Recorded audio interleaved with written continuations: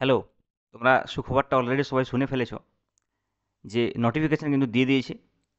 আমি কালকে যখন ভিডিও বানিয়েছিলাম 11-12 এর জন্য তখন বলেছিলাম যে কালকে নোটিফিকেশন আসবে এবং সবাই জানতো এটা। আজকে নোটিফিকেশন চলে এসেছে। ডাব্লিউবি এসএলএসটি সেকেন্ড এসএলএসটির কথা বলা হচ্ছে। নোটিফিকেশানটার ডিটেলসও আমি দিয়েছি, ঠিক আছে? তার ভিডিওটা তোমরা দেখে নিতে পারো, আমি ডেসক্রিপশানের লিঙ্ক দিয়ে দিয়েছি। এখানে যেটা আমরা বেসিক্যালি ডিসকাস করব যে তোমরা যদি ডাব্লিউবি এসএলএসটি 9-10 ফিজিক্যাল সায়েন্সের মধ্যে শুধু ফিজিক্স পোর্শনটা পড়তে চাও, ওকে, তাহলে আমার সঙ্গে যোগাযোগ করতে পারো এবং এর ডিটেলস আমি বলবো তোমাদেরকে যে কীভাবে পড়ানো হবে। ওকে, তার আগে আমি আমার কন্ট্যাক্ট নাম্বারটা দিয়ে দিই। এসএলএসটি তোমরা 7551 892726 এই নাম্বারে আমার সঙ্গে যোগাযোগ করতে পারো।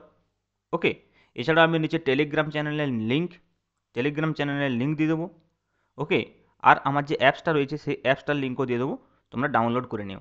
ঠিক আছে, এবারে দেখো, আমি তোমাদেরকে এই বিষয়টা নিয়ে একটু অ্যাওয়ার করাই যে এই এক্সামের সিলেবাস কী এবং কীভাবে পড়ানো হবে।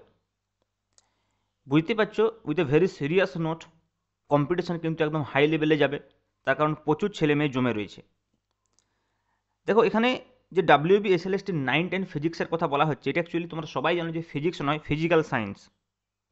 কী থাকে? Physical science. এবং এই ফিজিক্যাল সায়েন্সের পার্টটা দুটো ভাগে বিভক্ত। একটা পার্ট হচ্ছে যে ফিজিক্স, আর একটা পার্ট হচ্ছে যে কেমিস্ট্রি। তো আমি বেসিক্যালি তোমাদেরকে এই ফিজিক্স পার্টটার জন্য প্রিপারেশন করাবো। তোমরা কেমিস্ট্রি পার্টটা কোনো কেমিস্ট্রি মাস্টারমশাইয়ের কাছে প্রিপারেশন করে নিও। ফিজিক্স পার্টটাতে প্রিপারেশন করার সময় একটা বিষয় খেয়াল রাখতে হবে। দেখবে অনেকেই তোমাকে বলছে যে 11-12 লেভেলের কোয়েশ্চেন আসবে।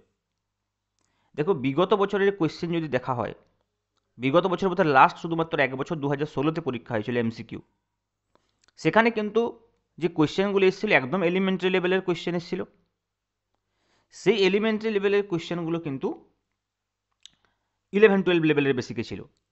কিন্তু তার আগে যখন সাবজেক্টিভ পরীক্ষা হতো তখন কিন্তু 11-12 লেভেল থেকে কোয়েশ্চেন খুব একটা বেশি যে আসতো তা বলা যায় না, ব্যালেন্স করে আসতো। কিন্তু গ্র্যাজুয়েশন লেভেল থেকে কোয়েশ্চেন আসতো।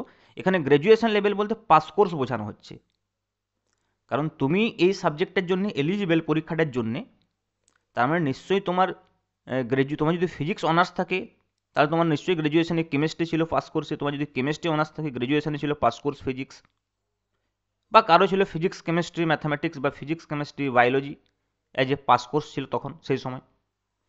তাহলে এই যে বিষয়টা রয়েছে, তার মানে তোমাদের ওই সিলেবাসটা যেটা ছিল, দেখো সেই সিলেবাসটা অ্যাকচুয়ালি এখানে দেওয়া আছে, পাস কোর্সের সিলেবাসটা। কোয়েশ্চেন 11-12 থেকে বেশি আসে কথাটা ঠিক, কিন্তু তুমি তো তার উপরে বেস করে ছেড়ে দিতে পারবে না যে তাহলে শুধু আমার 11-12টা পড়লেই চলবে। তোমায় কিন্তু একটু অ্যাডভান্স পড়তে হবে। তুমি সিলেবাসটা দেখলেই একটু বুঝতে পারবে। দেখো এটা হচ্ছে আমাদের সিলেবাসটা রয়েছে। আমি শুধু ফিজিক্সটা দেখাচ্ছি, কেমিস্ট্রিটা আমি বললামই, তোমরা কোনো কেমিস্ট্রি মাস্টারমশাইয়ের কাছে পড়বে, কারণ যে সিলেবাসটা রয়েছে একজনের পক্ষে পড়ানো এই এত কম সময়ের মধ্যে তো দুঃসাধ্য ব্যাপার। তো দেখো প্রথমে রয়েছে আমাদের mechanics and general properties of matter.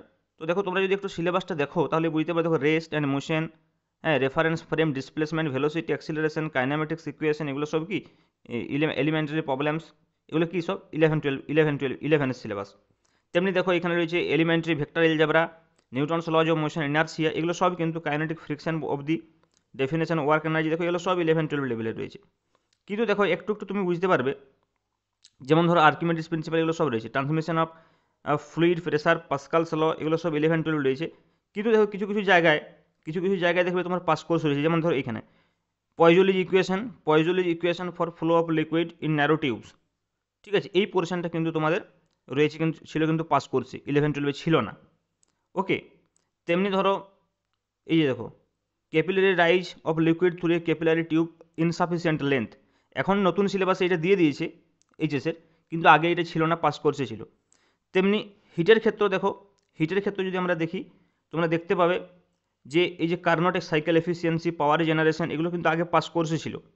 ঠিক আছে, এখন অনেকটা অনেক অনেক বিষয় আমাদের নতুন সিলেবাসে চলে এসছে। ঠিক আছে, তারপরে যেমন ধরো এখানে যদি তোমরা অপটিক্সে দেখো, অপটিক্সে তোমরা দেখো এইখানে দেখো বিশেষ করে ডিফ্র্যাকশানটাতে দেখো।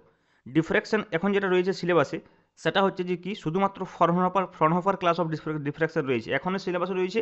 আগে তো ডিফ্র্যাকশান ছিলই না। কিন্তু যে দেখো ফ্রেনেল ডিফ্র্যাকশান যেটা, সেই ফ্রেনেল ডিফ্র্যাকশান কিন্তু তখন সিলেবাসে ছিল না বা এখনও সিলেবাসে নেই, এটা কিন্তু আমাদের রয়েছে, তাহলে কিন্তু পড়তে হবে। তারপরে দেখো ইন্টারফারেন্সের দুটো পার্ট হয়। একটা হচ্ছে যে কি ওয়েভ ফ্রন্ট ডিভিশন, একটা হচ্ছে অ্যাম্পলিটিউড ডিভিশন। তো অ্যাম্পলিটিউড ডিভিশন আমাদের সিলেবাসে ছিল না, পাস কোর্সের সিলেবাসে রয়েছে, এই যে সিলেবাসে নেই। তো এরকম কিন্তু অনেক টপিক্স ভেতরে ভেতরে তুমি দেখতে পাবে যেগুলো কিন্তু পাস কোর্সের সিলেবাসে রয়েছে কিন্তু 11-12 সিলেবাসে নেই। আমার বক্তব্য হচ্ছে যে এই যে টপিক ওয়াইজ আমরা পড়বো, এই সিলেবাসটা দেখে দেখে টপিক ওয়াইজ পড়তে হবে। এইচএসের বইটা শুধু পড়ে নিলাম, ছায়া প্রকাশনীর বইটা পড়ে নিলাম হয়ে যাবে, এরকম ধারণা কিন্তু রাখা উচিত নয়। তোমায় কিন্তু এই সিলেবাস ওয়াইজ পরপর পড়তে হবে। তেমনি দেখো লাইটের ক্ষেত্রেও তাই, ওকে, সাউন্ডের ক্ষেত্রেও তাই সিম্পল হারমোনিক মোশন রয়েছে, ফ্রি ভাইব্রেশন, ফোর্স ভাইব্রেশন সব কিছু রয়েছে কিন্তু, ঠিক আছে, ভাইব্রেশন অফ এয়ার কলাম সব রয়েছে। ম্যাক্সিমাম পার্টটা হবে মানে তুমি 80-20 ভাবতে পারো, 80% হয়তো এইচএসের পার্ট আছে, 20% মানে এখন যদি নতুন সিলেবাসটা দেখো তাহলে তোমার 80% কভার হয়ে যাবে, 20% কিন্তু কভার হবে না। সিমিলারলি ম্যাগনেটিজমের ক্ষেত্রেও তাই, এবং কারেন্ট ইলেকট্রিসিটি। এখানে দেখো আরেকটা টপিক রয়েছে thermoelectricity, Seebeck and Peltier effect. এই তোমরা জানো পুরানো সিলেবাসে ছিল এইচএসে, এখন কিন্তু নতুন সিলেবাসে এইচএসে নেই, ঠিক আছে। তো এইরকমভাবে প্রচুর বিষয় আমরা পরপর দেখতে পাবো। তারপর দেখো মডার্ন ফিজিক্সটাও খুব ইম্পর্ট্যান্ট। হ্যাঁ, এখানে আমাদের কি রয়েছে দেখো, যেমন ধরো কম্পটন ইফেক্ট, এই কম্পটন ইফেক্ট কিন্তু তুমি দেখবে যে এইচএসের সিলেবাসে কিন্তু, নতুন সিলেবাসে কিন্তু নেই, বা পুরানো সিলেবাসেও ছিল না, এটা একটা ফার্স্ট কোর্সের সিলেবাস বা বিএসসি অনার্সে রয়েছে, ঠিক আছে। এরকম ধরনের ভেতরে ভেতরে কিন্তু টপিক্স পাবে তোমরা। তো আমি যখন পড়াবো আর তখন ডিটেল বলবো, প্রত্যেকটা টপিক্স ধরে ধরে পড়াবো, তোমাদের চিন্তার কোনো কারণ নেই, ওকে। এবং অবশ্যই টেস্ট সিরিজ, যেটা মোস্ট ইম্পর্ট্যান্ট।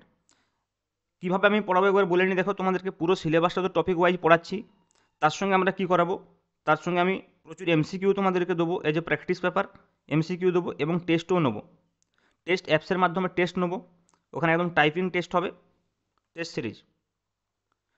টেস্টটা কীভাবে নেবো, টেস্টটা নেওয়ার পরে তোমরা পরীক্ষা দেওয়ার পরে সঙ্গে সঙ্গে রেজাল্ট পেয়ে যাবে এবং ডিটেল সলিউশন থাকবে।